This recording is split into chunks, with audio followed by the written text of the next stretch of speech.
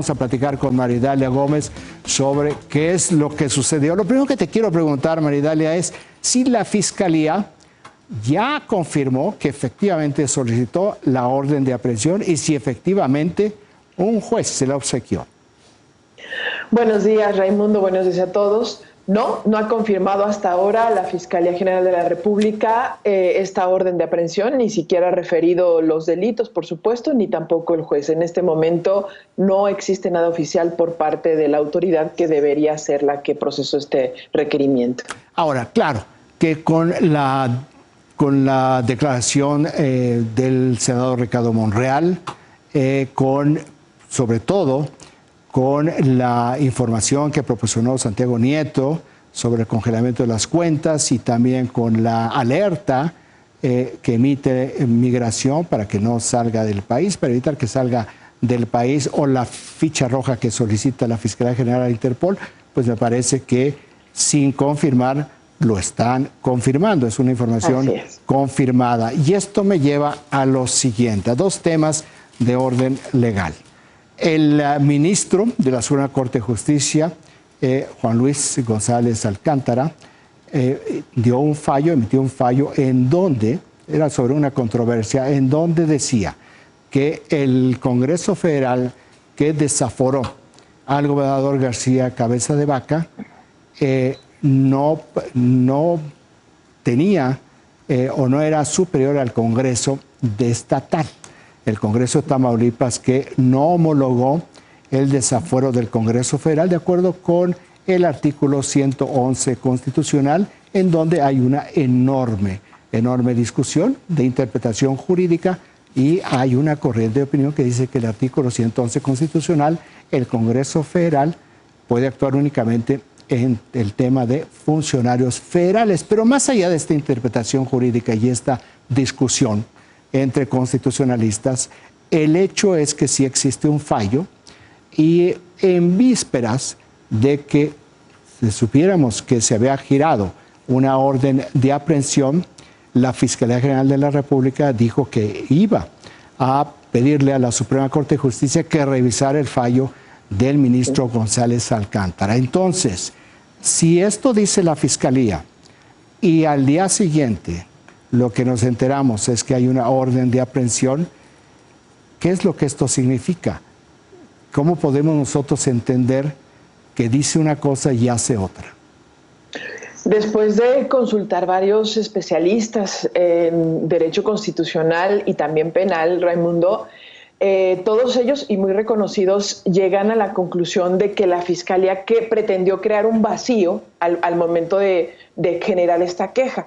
Es decir, tratar de generar que la resolución del ministro estuviera en el limbo a partir de esta queja. Pero esto es falso. En realidad subsiste la resolución del ministro, la cual establece claramente que no se ejecutó la declaratoria que había hecho el Congreso y que está cumpliendo con la motivación y que tiene este artículo 111 en su párrafo quinto.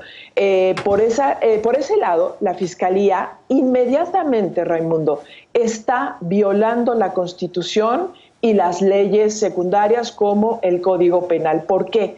Porque mientras un funcionario tenga fuero, no se puede ni siquiera solicitar la orden de captura. Puedes tener el expediente, puedes tener la carpeta, pero no solicitar la orden de captura y mucho menos ejercerla. Aquí ha sido creado un vacío. De manera muy interesante le llegó a un juez que ha sido a quien ha sido recurrentemente solicitado por la propia Fiscalía en muchos casos. Habría que ver cuál es el razonamiento que utilizó este juez, que ya había negado hacia principios de mayo precisamente esta orden porque existía esta duda de fueros.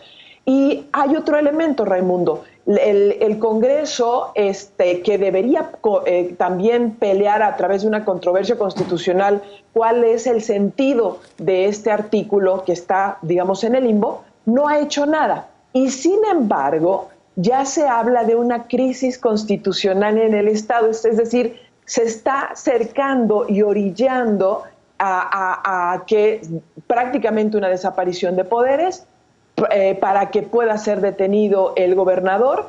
Y como dices, yo no había visto en estos casi 28, 29 años de ejercicio periodístico una acción de esta naturaleza, y que además Migración hiciera pública esta orden de cierre de fronteras para que no pueda salir del país, y mucho menos que la UIF diera a conocer que se habían congelado cuentas no solo del gobernador, sino de prácticamente toda su familia y de colaboradores cercanos. Esto es para mí y creo que para el país inédito.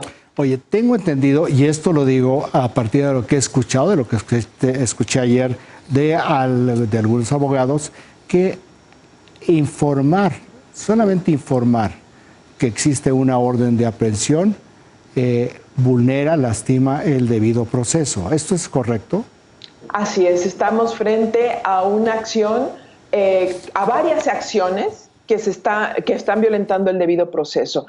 Han pretendido ser de una manera sutil, por ejemplo, vimos al senador Monreal decir, inédito, ha salido una orden, como si se hubiera enterado por los medios, pero en realidad vemos cómo se está acercando jurídica y y por los hechos a un funcionario que, quieran o no, haya cometido delitos o no, porque no se sabe, tiene que gozar de la presunción de inocencia, pero además de la definición clara de si mantiene o no el fuero constitucional, porque esto coloca en riesgo a cualquier gobernador, a cualquier magistrado y a cualquier legislador que tienen este fuero que les dota la Constitución de México.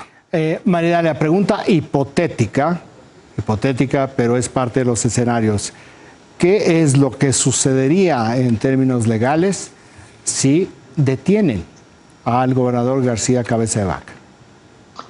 Bueno, aquí por lo que se ha visto, donde lo quieren llevar es como el Congreso no ejecutó esta orden, hay un vacío de poder y por tanto tiene que proceder el Senado a nombrar a un sustituto. Esa es una de las hipótesis. La otra hipótesis es que se ejerza la Constitución de Tamaulipas, como existe en cada uno de los estados de este país, porque existe un pacto federal que está siendo violentado, dicho sea de paso, para que ejercen funciones en principio el secretario general de gobierno en todo caso.